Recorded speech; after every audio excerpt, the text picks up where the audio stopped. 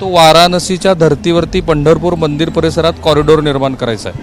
मग तो कशाचा आहे तर विठ्ठल मंदिर आहे, उत्तर महाद्वार व VIP दर्शन व्यवस्था, भजन कीर्तन हॉल, 2 मजली शॉपिंग सेंटर, महाद्वार भजन हॉल, 2 मजली शॉपिंग सेंटर, बहुउद्देशीय हॉल व संत ग्रंथालय, वारकरी सुविधा केंद्र, संत संग्रहालय, पश्चिम द्वार बहुउद्देशीय हॉल व प्रशासकीय इमारत।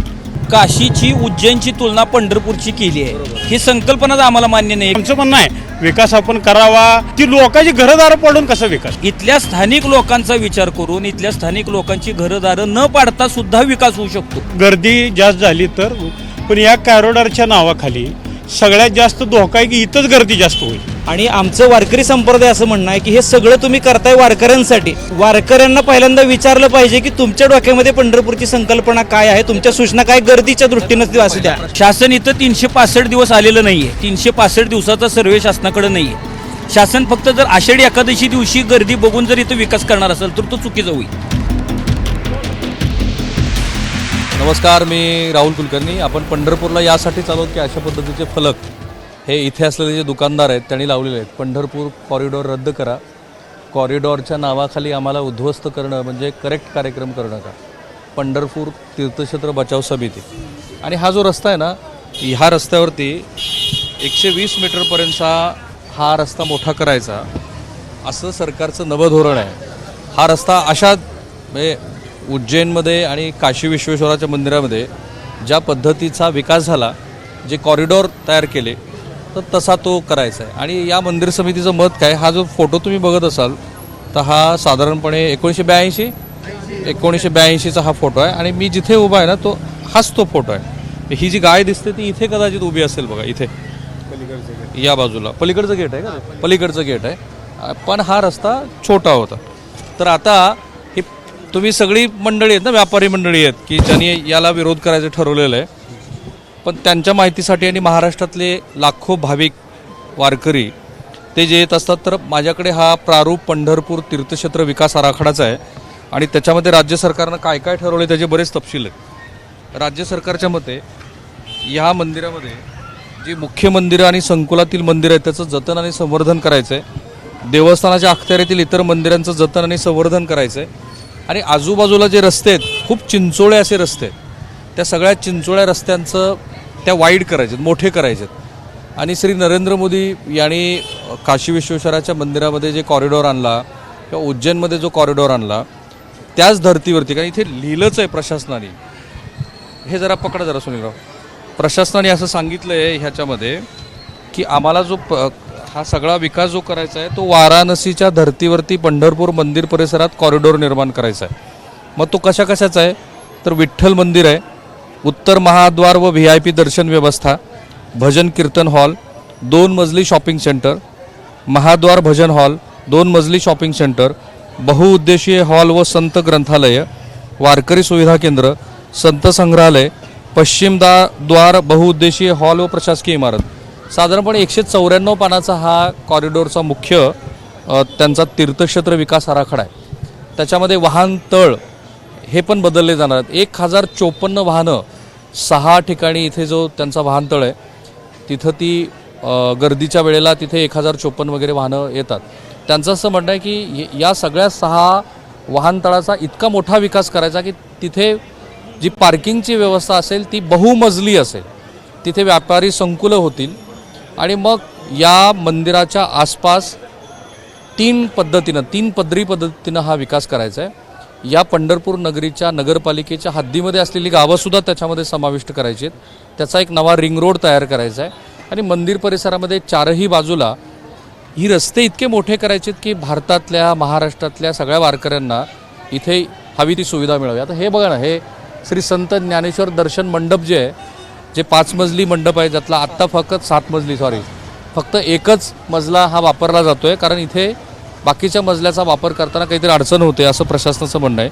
आणि मग याच्यामध्ये वारकऱ्यांच्या सुविधेसाठी हाही पाळायचा, इथे प्रशासकीय व्यवस्था असणार आहे। आणि इथे प्रशासकीय इमारत असेल, प्रशासकीय इमारतीबरोबर VIP इथे प्रतीक्षालय असेल।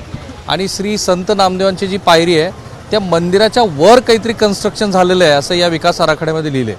आणि या मंदिराच्या वर मग पोलिसासाठीची एक स्पेसिफिक अशी सुरक्षा व्यवस्था असणार आहे आणि या मंदिराच्या आतमध्ये असलेल्या ज्या जुन्या बांधकामं आहेत त्या जुन्या बांधकामांचंही इथे त्या बांधकामांनाही पुन्हा त्याची डागडुजी केली जाईल आणि मंदिराचा जो मुख्य रूप आहे ते तसंच ठेवलं जाईल. म्हणजे सुनील दिवाननी आणि तर रिपोर्ट असे केलेत की 700 वर्ष जुना या मंदिराला देखावा तयार केला जाणार आहे. आता इथे होळकरांचा वाडा किंवा शिंदेंचा जो वाडा आहे ना तोही पाडला जाणार आहे आणि तोही मार्ग हा मोठा वाईड केला जाणार आहे. चंद्रभागा नदी इथून तुम्हाला स्पष्टपणे दिसेल अशा पद्धतीची ही रचना आहे. आता हे सगळं महाराष्ट्राला सांगितल्यानंतर मला इथल्या व्यापाऱ्यांचं इथल्या नागरिकांचं मत हे विचारात घ्यावंच लागेल ना, कारण त्यांनी आता इतक्या मोठ्या पद्धतीचा विरोध सुरू केला आहे की तुमच्या तर मते उत्पाद कुठे गेले उत्पाद तुमच्या तर मते काही जरी झालं तर हे करायचंच नाही का, काही मधला मार्ग आहे त्याच्यामध्ये? नाही, आमचं मूळ शासनानं जो आराखडा मांडला आहे त्यात त्यांनी काशीची उज्जैनची तुलना पंढरपूरची केली आहे. ही संकल्पनाच आम्हाला मान्य नाही किंवा ही हास्यास्पद आहे. तुम्ही जर चंदीगडची तुलना पुण्याशी करत असताल तर ती चुकीचं होणार आहे. कारण पुण्याची डेव्हलपमेंट ही पुण्याच्या स्तरावर पुण्याच्या भौगोलिक परिस्थितीवर पुण्यापासल्या असलेल्या निसर्गावर झाली पाहिजे. तशी पंढरपूरची डेव्हलपमेंट ही पंढरपूरची भौगोलिक परिस्थिती, सांस्कृतिक वारसा, धार्मिक वारसा या पद्धतीने झाली पाहिजे. मुळात काशी आणि पंढरपूरमध्ये काय फरक आहे तर काशीचं मूळ मंदिर हे 2 ते 3 हजार स्क्वेअर फुटाचं आहे. पंढरपूरचं मंदिर हे 45,000 स्क्वेअर फुटाचं आहे. काशी येथे ह्याच्या आधी कधीही भूसंपादन झालेलं नाही आहे. पंढरपूरला यायचं आधी ह्याच्या आधी 4 ते 5 वेळा भूसंपादन झालेलं आहे. विविध गोष्टींसाठी इथल्या लोकांची घरदार घेऊन इथं त्या गोष्टी केलेल्या आहेत. 82 साली मास्टर प्लॅन झालेला आहे. 1904 साली हा जो तुम्ही ज्ञानेश्वर सभा मंडप दाखवला, दर्शन मंडप, तिथं लोकांची घरं होती, ती घरं घेऊन इथं दर्शन मंडप बांधलेला आहे. संत तुकाराम भवन आहे, तेही तिथं काही लोकांची घरं होती, ते घेऊन तिथं बांधलेलं आहे. त्याच्यानंतर 82 साली मास्टर प्लॅन झालेला आणि त्याच्यानंतर परत इथल्या विकासाच्या नावाखाली इथल्या लोकांची घरंदारं दुकानं घेऊन इथं शासन हा आराखडा बनवू पाहत आहे. आमचं म्हणणं एवढंच आहे की विकास करू नका किंवा या सगळ्या विकासाला विरोध आहे असं म्हणणं नाही आमचं. इथल्या स्थानिक लोकांचा विचार करून इथल्या स्थानिक लोकांची घरंदारं न पाडता सुद्धा विकास होऊ शकतो. कसा होईल तसा? शासनानं आजपर्यंत जो इथं विकास केलेला आहे तो फक्त शासन स्तरावर विचार करून केलेला आहे. शासन इथं 365 दिवस आलेलं नाही आहे. 365 दिवसाचा सर्वे शासनाकडे नाही आहे. शासन फक्त जर आषाढी एकादशी दिवशी गर्दी बघून जर इथं विकास करणार असेल तर तो चुकीचं होईल. 365 दिवस इथल्या येणाऱ्या भाविकांच्या काय सोयीसुविधा आहेत, समस्या आहेत, इथल्या स्थानिक रहिवाशांच्या काय समस्या आहेत ह्याचा विचार करून त्यांनी आराखडा करावा आणि मग सगळ्यांना तो समाधानाचा होईल असं आमचं मत आहे. आता इथं तुम्ही जो विकास आराखडा करताय, इथं 400 फुटाचा रोड करताय, यात बाधित होणाऱ्या ज्या प्रॉपर्टी आहेत ह्या मूळ बाधित झालेल्या आहेत आणि परत त्याच करतायत. इथं काही धार्मिक परंपरा आहेत. इथं जगद्गुरू संत तुकाराम महाराजांचे वंशज देहूकर त्यांचा मठ आहे, तो बाधित होणार आहे. संत नामदेवांचं जे जन्मस्थान आहे नामदेव मंदिर ते त्यात बाधित होणार आहे. त्यानंतर संत सावतामाळी यांचे अभंग ज्यांनी लिहिले ते काशीनाथ गुरव महाराज आहेत, त्यांचा मठ यात बाधित होणार आहे. काल्याची परंपरा आहे आमच्या इथं 400 वर्षाची. जी काल्याची परंपरा ज्यांच्या घरात विठोबाच्या पादुका आहेत त्या पादुका डोक्यावर घेऊन काला केल्याशिवाय आषाढीची कार्तिकेची वारीची सांगता होत नाही, तो मठ यात बाधित, ते घर यात बाधित होणार आहे. या इथल्या ज्या वास्तू आहेत या पुरातन आहेत. इथे भरपूर संत लोकांचं वास्तव्य झालेलं आहे. आजही वस्ताद बडवेंचं घर आहे, तिथं बाळूमामा राहत होते. आजही बाळूमामाची दिंडी तिथं येते. ते जिथं राहत होते, ज्या कोनाड्यात बसत होते तिथं भंडारा लावून तिथली पूजा केली जाते. हा जर धार्मिक वारसा तुम्ही नष्ट करून इथं नवीन संस्कृती उभा करत असताल तर त्याला काय अर्थ नाही. संस्कृती ही कॉरिडॉर म्हणून नवीन संस्कृतीच आणली ना तुम्ही. मूळ संस्कृती हडप्पासारखी नष्ट होऊन जर ही कॉरिडॉर रूपी नवीन संस्कृती उभा करत असताल तर त्याला ह्याला काय अर्थ नाही. ही मूळ संस्कृती जतन केली पाहिजे, ही कशी व्यवस्थित राहील ह्याचा विचार केला पाहिजे. मी जरा थोडं सरकारच्या बाजूने विचार करतो. सरकारचं काय मत आहे की आजूबाजूला इतकी जास्त गर्दी होते की काही अनुचित प्रकार घडला तर तुम्ही तर जबाबदार नाही, सरकार त्याला जबाबदार आहे. आणि दुसरं असं आहे की 82 सालचा जो विकास तुम्ही दाखवला त्याच्याही पेक्षा आता 2022 मध्ये आपण आहोत ना, तर संख्या तर वाढत जाणार आहे. तुमचा हा अट्टास कशासाठी? काही लोकांना त्रास होतोय पण महाराष्ट्राला फायदा होईल. आपलं जी म्हणणं आहे की सरकारचं जे म्हणणं आहे की इथं गर्दी जास्त झाली तर, पण या कॉरिडॉरच्या नावाखाली सगळ्यात जास्त धोका आहे की इथंच गर्दी जास्त होईल. कारण असं आहे, आषाढी कार्तिकी वारीची होती, साधारण प्रतिउदयापासून आषाढी वारी चालू होती आणि वारकरी संप्रदाय जो असा आहे एकादशीला प्रत्येक माणसाला इथं यायचं आहे.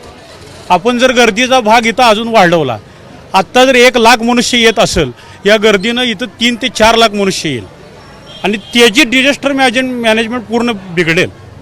मग तिची ही संकल्पना आहे. आमचं म्हणणं आहे विकास आपण करावा, पंढरपूर महाराष्ट्र क्षेत्रातला हेच आहे, पण ती लोकांची घरदारं पडून कसा विकास. सुनील, मला जरा तुमच्याकडनं हे समजून घ्यायचं आहे की इथे थोडासा यांच्यापर्यंत माहिती काय पोचली हा खरा भाग आहे. जे काही करायचं आहे ते ह्या लोकांच्या समोर मांडलेलं आहे का? प्रशासनानं सांगितले का हे जे म्हणताय तशा पद्धतीने काही होणार आहे, नाही होणार आहे? प्रशासनाने अजून कुठलीही गोष्ट जाहीर केलेली नाही.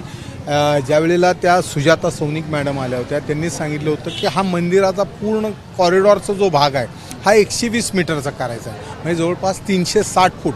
आता केवळ 40 फुटाचा हा रस्ता आहे. मग ही आकडेवारी ह्यांना अजून सांगण्यातच आलेली नाही आहे. जे काय चालू आहे हे अतिशय उच्च लेवलनं चालू आहे, त्यामुळे खाली हे पर्क्युलेटच झालेलं नाही. नेमकं प्रश्न तयार असा होईल की मग हे कशाच्या आधारावरती विरोध करताय? मग हे सांगितले ना त्यांनी, पंढरपुरात येऊन सांगितले 120 मीटर आम्ही करणार आहे, पण इथं कागदावर काही यांना दाखवलं जात नाही अजून. मीटिंग झाली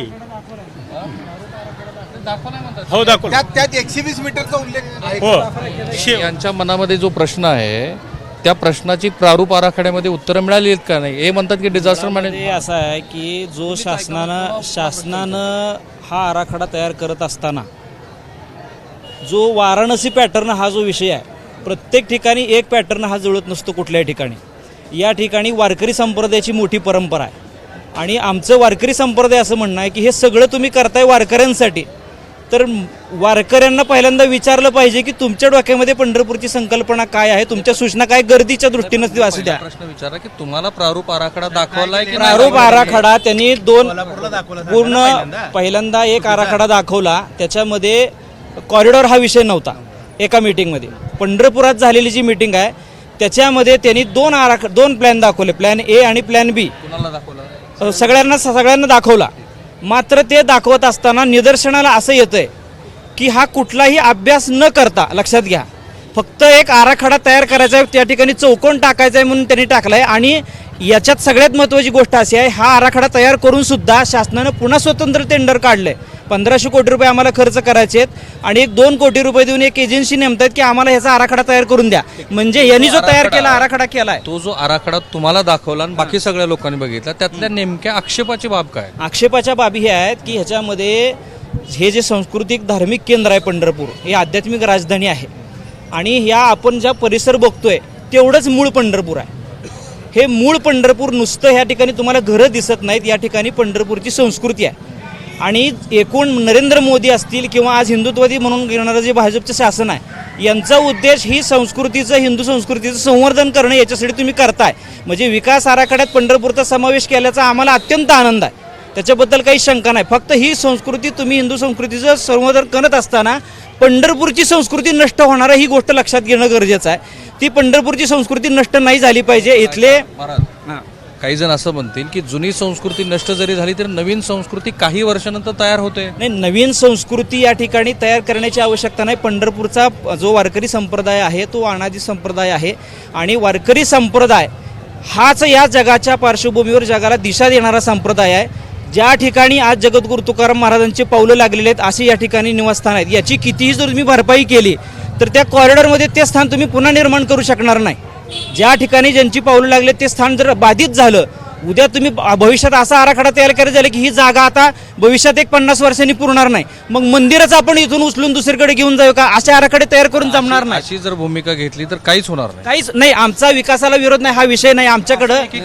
आता एकीकडे मी आता ह्याच्यात आम्ही मधला मार्ग हा काढलाय की माननीय पालकमंत्र्यांसोबत आमची बैठक झाली आणि आम्ही यांना एक स्पष्ट सांगितलं की दोघांच्या मधून मधला मार्ग आपण काढला पाहिजे. याच्याकरता तुम्ही जसा विकास आराखडा तयार केलाय तसा आम्ही सगळे पंढरपूरकर आणि वारकरी संप्रदाय मिळून एक विकास आराखडा तयार करतो, तो तुम्हाला सादर करतो.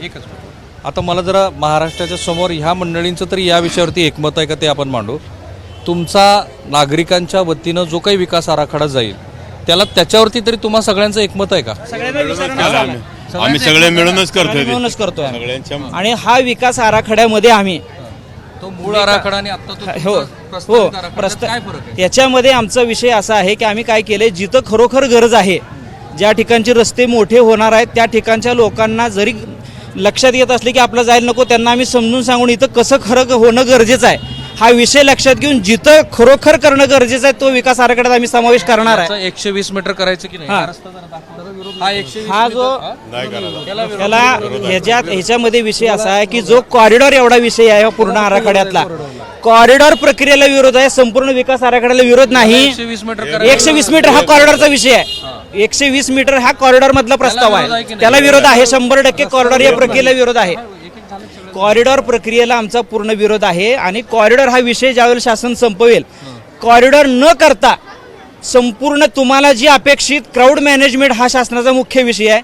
25 वर्षांनी 50 वर्षांनी सुद्धा या ठिकाणी गर्दी झाली तर त्याचं विकेंद्रीकरण कसं करता येईल. मला यांच्या बोलण्यात असं लक्षात आलं नाही थांबा ना, मला थोडक्यात असं लक्षात आलं की मंदिराच्या आजूबाजूला काही करायचं नाहीये, बाकीचं बाहेर काही केलं तरी चालेल. बरोबरच आहे ते. कारण आपण ह्या ऐकून घ्या, आपण ह्या ज्या रस्त्यावर उभारलोय हा पुण्याच्या लक्ष्मी रोडच्या तोडीस-तोड रस्ता आहे. आपण जर मोजलं हा 40 फूट, तो 50 फूट असेल तर हा नक्की 40 फूट आहे. तिथं सिटी बस जाते, तिथं कार जाते, तिथं वाहनं जाते, रिक्षा जातात, इथं पायदळ शिवाय कोणीही जात नाही. त्यामुळे हे जे प्रमुख रस्ते आहेत त्यात 1 इंचाने सुद्धा वाढवण्याची गरज नाही. आणि सरकारला जर विकास करायचा असेल, सरकारची अंतर्माई इच्छा असेल तशी, तर जसं शेगावला आनंदसागर कसं बाजूला केलं, मूळ देवळाच्या ठिकाणी आहे तशी परिस्थिती ठेवून बाजूला केलं, तसं आमच्याकडे 200 एकराचा एम-आय तलाव आहे, 65 एकराचं एक केंद्र आहे. त्याशिवाय गेले 17 वर्ष आम्ही अशी मागणी करतो की मध्यवर्ती भाविक सुविधा केंद्र असावं की ज्यामध्ये 1001 गाड्या पार्किंग होतील, 500-600 बस पार्किंग होतील, 1001 संडास होतील, 1001 बाथरूम होतील आणि टोकन दर्शनची काउंटर त्या ठिकाणी होतील. वाटलंच तर क्लॉकरूम होतील, लॉकर होतील, लोकांना झोपायची सोय होईल, चप्पल ठेवायची सोय होईल. ह्या सगळ्यासाठी जागा मध्यवर्ती देवळापासून 2 मिनिटं चालत जायच्या अंतरावर शिवाजी चौकामध्ये जिजामाता उद्यान आणि टिळक स्मारक मंदिर आहे. या असताना 17 वर्ष आमच्या 1600 अर्ज आहेत. 17 वर्षात मला या बोलण्यात एक सुनील राऊत तुमच्याकडनं हे समजून घ्यायचं आहे. आता आपण इथे उभा आहोत आणि इथलीच सगळी मंडळी आहेत, तर ते म्हणतात की आमचा ह्याला विरोध आहे त्याला विरोध नाही आहे. तुम्ही आणि मी मिळून जर तिकडे गेलो तर तिथेही काहीतरी अशाच पद्धतीची चर्चा सुरू होईल. तिथं आता तो भाग जो आहे ज्या भागातल्या लोकांचं जातंय त्यांची भूमिका काय, आमच्या इथं नको पलीकडे करा. आणि नाही आता हा जो मुद्दा आहे ना हा सगळ्या ठिकाणी येणार आहे. नागरिकांनी आराखडा आता जो तयार करायला सांगितलाय तो आराखडा शासन कितपत स्वीकारेल हितनं सुरुवात आहे. कारण जर त्यांची बेसिक रस्ताच जर 120 मीटर करायचा म्हणून ते सांगतायत आणि तो जर आपण आहे असा 40 फूट ठेवून पुढे जायचं म्हणलं तर हा नागरिकांचा आराखडा आणि हा फक्त एकमेकांच्या समोर ठेवण्याचा भाग होणार आहे. दुसरी गोष्ट याच्यामध्ये काय, नागरिकांचा आराखडा सोडून सुद्धा आता ज्या प्रस्तावित गोष्टी आहेत तिथं आपण तो उभे आहोत 120 मीटरचा करायचा आहे, हे सोडून बाहेर असलेले जे भाग आहेत ज्यांना ह्या लोकांचा तर विरोध नाहीये, तिथली लोकांची स्थिती काय? प्रत्येक जिथं तुम्ही पाडायला जाणार आहे तिथल्या लोकांचा विरोध राहणार आहे. आम्ही ज्या जागा सुचवतोय तिथं कोणी बाधित होणार नाहीये. आता आम्ही नदीचं काठ सुचवलाय, ज्या शासनाच्या जागा आता शिल्लक आहेत मोकळ्या पडल्या त्यांना सुचवतोय. नाही मला तुम्ही कुठले? डीपी रोड जे आहेत ना, आम्ही ज्या शासनाच्या जागा रिकाम्या आहेत आता तिथं काहीही नाही, त्या तुम्ही आधी ताब्यात घ्या, तिथली अतिक्रमण काढा आणि तिथं तुम्ही हे जे कॉरिडॉर मधले प्रकल्प आहेत ते आधी डेव्हलप करा. त्याचा अर्थ असा झाला की जे काही होईल ते 25% सुद्धा होणार नाही. कसं होणार नाही? 25% सुद्धा कसं होणार नाही? 100% होणार ना ते. 100 जिथं जागा शिल्लक आहेत तिथं जर तुम्ही म्हणजे विकास केला तर तिथे 100% हे होणार आहे ना. कुठल्या जागा शिल्लक आहे जिथे विकास आहेत ना. आता सांगितल्याप्रमाणे हे 31,000 स्क्वेअर मीटरचा आराखडा हे केलाय, प्रोजेक्ट केला. 31,000 स्क्वेअर मीटरचा आराखडा प्रोजेक्ट केलाय त्यांनी काशीच्या धर्तीवर. मग तेवढ्याच जागा आपल्या मंदिर परिसरात जवळपास 100 मीटरच्या अंतरावर कनेक्टेड आहेत. तेवढ्याच जागा आहेत. म्हणजे इथं तुकाराम भुवन आहे, ही आहे, हे तर VIP व्यवस्था करणार आहे. महाद्वार पाडायलाच विरोध आहे. हे जिजामाता ते करणारच आहे. जिजामाता उद्यान आहे सगळ्यात महत्वाचं की जिथून येतं त्याच्या समोर खादी ग्रामोद्योगचं सेंटर आहे. असे मैदानं भरपूर अवेलेबल आहेत त्याच्यामध्ये. पार्किंग आहे. मग त्यांचा जो स्क्वेअर मीटरचा एरिया आहे तेवढा स्क्वेअर मीटर एरिया आपल्या तेवढ्या ह्याच्यात पूर्तता होती.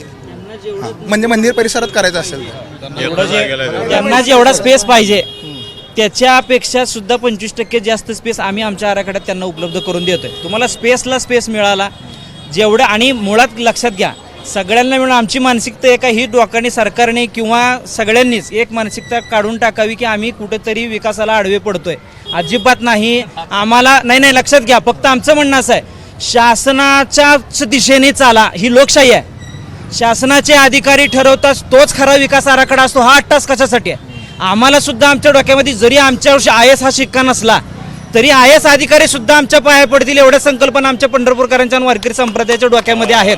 त्याच्यामुळे आणि हे तुम्ही विकास आराखड्यानंतर मिळाल्यानंतर सांगा. वैयक्तिक आम्ही तो एबीपी माझाला हा विकास आराखडा पाठवणार आहोत आणि एबीपी माझानं तो संपूर्ण विकास आराखडा दाखवावा अशी आमची विनंती आहे. त्याच्यातल्या चुका आम्हाला सांगा, आम्ही 100% मान्य करू. शासन मान्य करतंय का आम्ही चूक केलेली आहे म्हणून?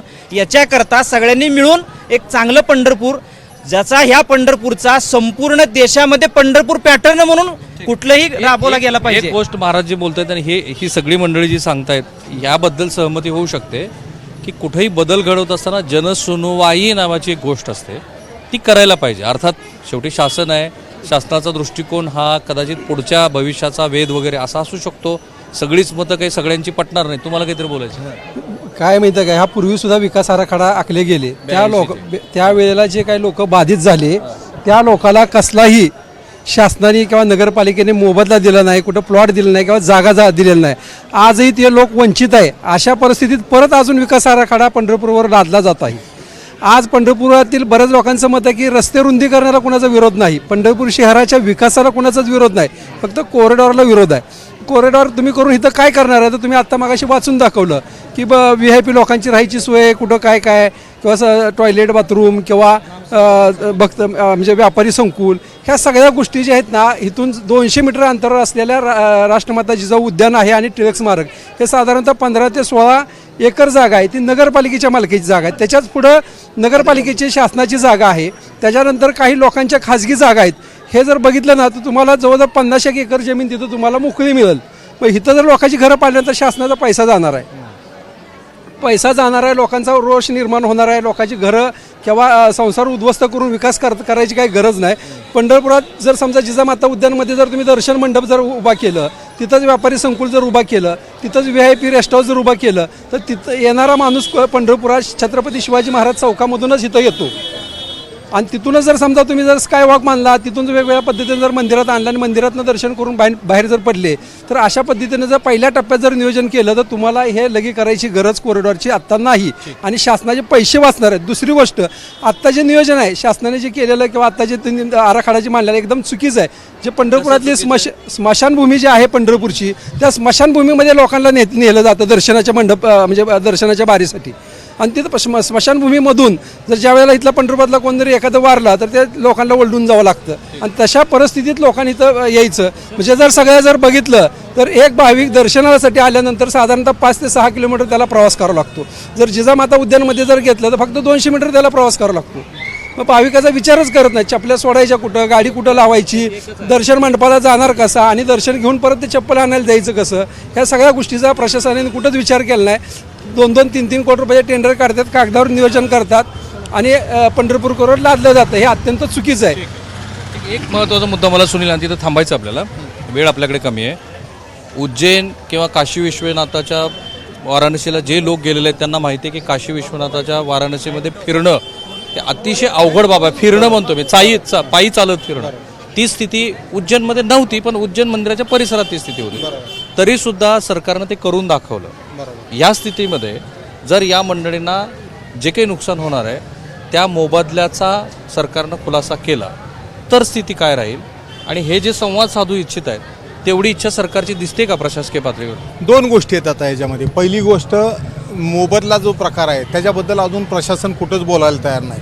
या लोकांची इच्छा काय, त्यांची दुकानं जाणार आहेत, त्यांची घरं जाणार आहेत. ह्यांना याच मंदिर परिसरात जर वसवलं, ह्यांना दुकानाला जागा दिल्या, ह्यांना राहायला जागा दिल्या, व्यापारी संकुल होतं बरोबर, तिथं जर ह्यांना दिलं आणि त्यांना त्या पद्धतीनं मोबदला मिळाला तर कदाचित व्यापारी याला तयार होऊ शकतील. मंदिराजवळच दुकान मिळणार आहे, राहायची व्यवस्था तिथंच मिळणार आहे आणि चांगला मोबदला मिळणार आहे, म्हणजे त्यांचं उदरनिर्वाह हे बंद पडणार नाही. असं जर प्रस्ताव शासनाकडनं आला तर लोकांचा विरोध नक्की कमी होणार आहे. कारण त्यांना अपेक्षा काय, मंदिराजवळ आपण पिढ्यानपिढ्या व्यापार करतोय तिथंच आपल्याला जागा मिळावी आणि राहायला तिथंच जवळ जर राहायला मिळालं तर ह्या लोकांचा विरोध नसणार आहे. पण अशा पद्धतीचा प्रस्ताव शासन अजून पुढं मांडायला तयार नाही. फक्त तुमची घरं पाडणार आहे, 120 मीटर जाणार आहे, नगरपालिकावाले येणार, टेप टाकणार, इथपर्यंत जाणार आहे, तुझं काय होणार सांगितलं नाही. 1982ला अशा जवळ 5 ते 10 हजार लोक विस्थापित झाली, त्यांना काही मिळालेलं नाही.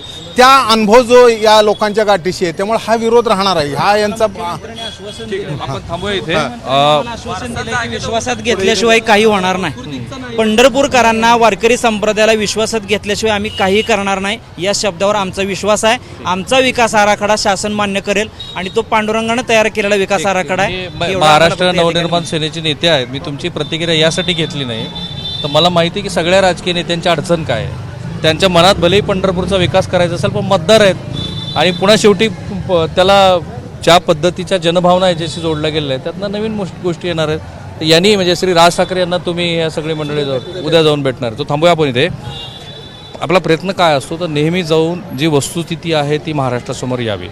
मला आशा आहे की नवीन प्रस्ताव पंढरपूरकराकडनं आल्यानंतर तो राज्य सरकारकडे माध्यम म्हणून आम्ही ठेवूच, त्याच्यावर पुन्हा साधक चर्चा घडवून आणू. पण सुनील दिवान यांनी जो एक विश्वास दाखवला आहे की अधिक खुलेपणा जर सरकारी पातळीवरती झाला तर कदाचित प्रश्न सहज सुलभ सुटण्याच्या दृष्टीनं काही विचार होऊ शकतो. मी म्हणणार नाही की इतक्या सहजासहजी अशा पद्धतीचा कॉरिडॉर महाराष्ट्रामध्ये होईल, कारण खूप साऱ्या गोष्टी याच्यामध्ये गुंतलेल्या आहेत. माझे सहकारी सुनील दिवान आणि कॅमेरामॅन काकासाहेब कांबळेसह मी राहुल कुलकर्णी, एबीपी माझा, पंढरपूर. एबीपी माझा, उघडा डोळे बघा नीट.